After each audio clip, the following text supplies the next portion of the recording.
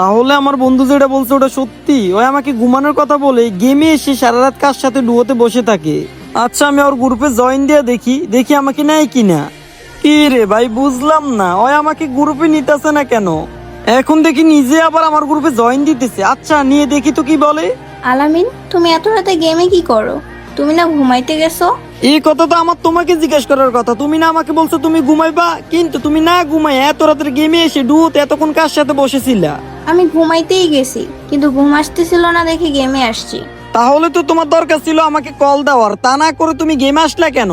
আমি মনে করছি তুমি ঘুমাইতেছো, তাই আর কল দিই নাই, গেমে চলে আসছি। আচ্ছা, এটা বাদ দাও, এতক্ষণ গ্রুপে কার সাথে ডুয়োতে বসেছিলা? কার সাথে বসে থাকবো?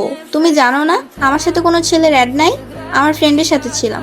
আচ্ছা, তুমি অফলাইনে যাও, আমি ওর সাথে আরেকটু কথা বলে গিয়ে ঘুমাইতেছি। আচ্ছা ঠিক আছে, তাহলে আমি অফলাইন গেলাম, তুমি তাড়াতাড়ি গিয়ে ঘুমিয়ে যেও। আচ্ছা ঠিক আছে, যাও তুমি, আমি বেশিক্ষণ থাকবো না। আচ্ছা, আমি তো টিম কোডটা কপি করে আনছি, এবার গিয়ে দেখি ও কার সাথে বসে আছে। আসলে কি ওর মেয়ে ফ্রেন্ডের সাথে বসে আছে নাকি অন্য কারোর সাথে বসে আছে?